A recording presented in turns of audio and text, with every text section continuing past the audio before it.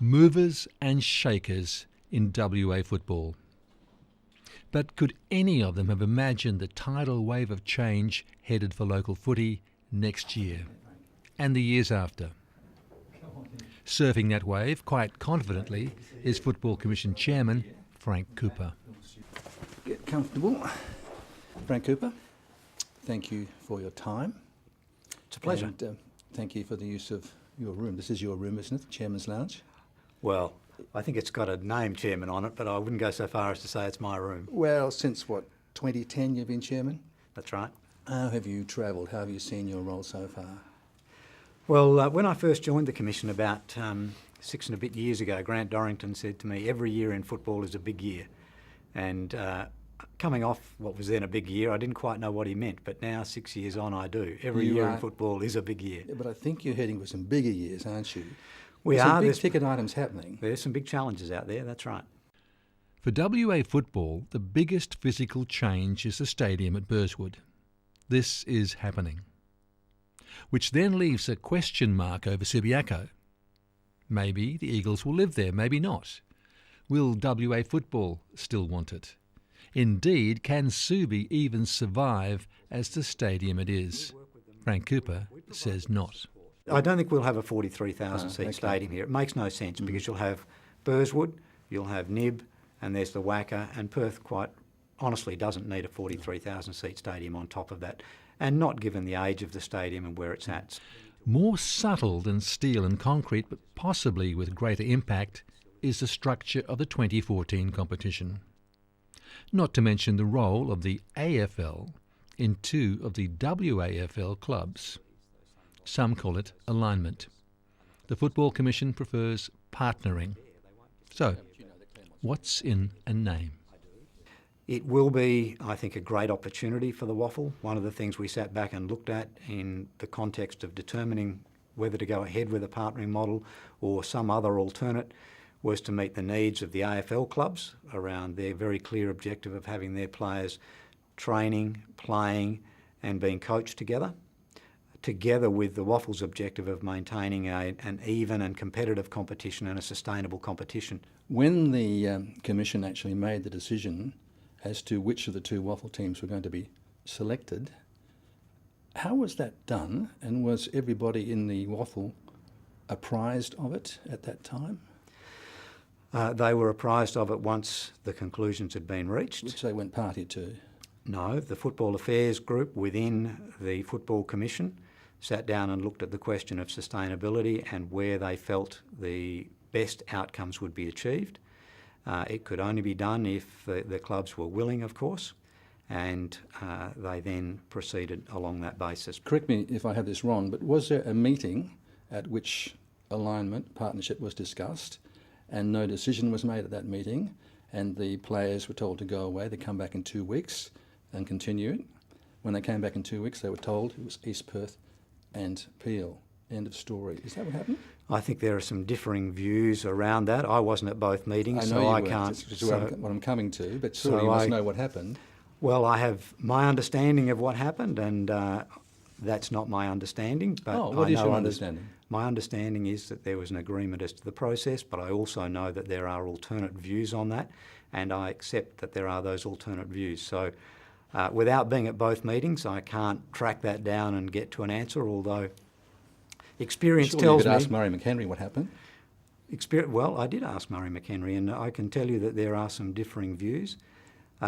Experience tells me in business and in life that many times people can go to the one meeting, have the one discussion and come away with differing views because sometimes the words we choose to say things are not as clear as we might think. So I don't believe there was any intent on anybody's part for that misunderstanding, but a misunderstanding did occur. Alignment, I'm using the word alignment, you're using partnership, but the idea isn't new. No. I mean, it's been done before.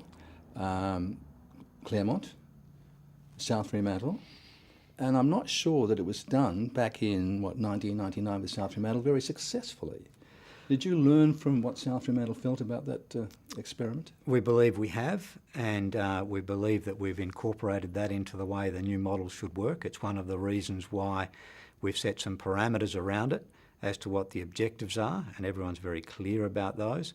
It's about giving the AFL clubs the opportunity they needed to have their players together, but also that it has to enhance the WAFL competition as a competition. It does it. We've reserved to ourselves the right to continue to modify the rules and the way that it works and the way those teams participate in the competition to enable that outcome to be achieved. Well, back in 1999, after Souths had flirted with the idea, they couldn't wait to get out of it. No, They didn't like it. there were some challenges back then. We think we've learnt from those in the way we've brought the clubs together. When will you decide that it is in fact working or not working? We have a process whereby there will be reviews each year.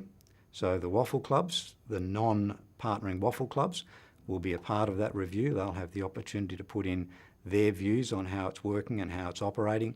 The partnering clubs will, the AFL clubs will oversight all of that input and see what modifications we need to make year by year to try and move this to where it is working effectively. So we're talking about a movable feast Yes. in a way. Yep. Over how many years? It's movable each year. The existing contract is for 5 years, but after that time it will continue on unless there's a conscious decision to withdraw.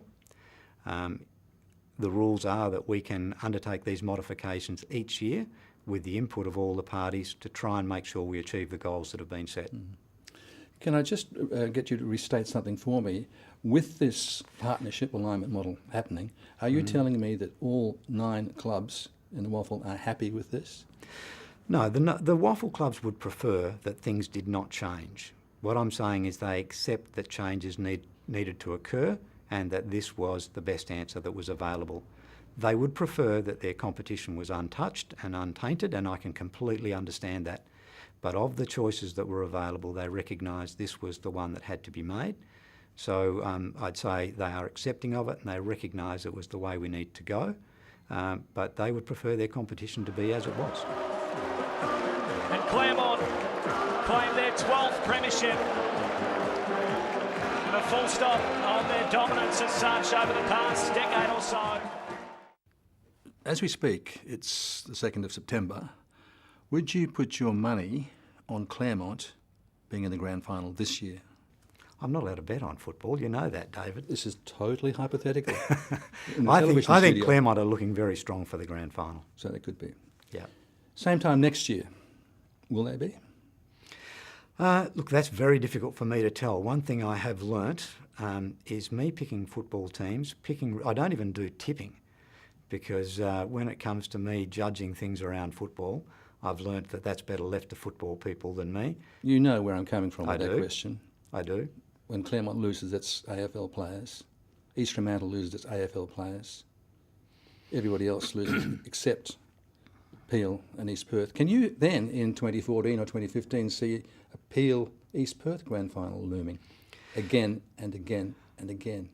No, I don't believe so. That's part of the reason we've got the reviewing in place. And we did make it very clear at the beginning that for us, success of the partnering model, one of the very key features of that is a competitive WAFL competition. Having said that, we believe that Peel and East Perth should have the opportunity to win a premiership from time to time. But we would have failed if they are constantly the grand finalists and the premier constantly comes from one of those 2 clubs.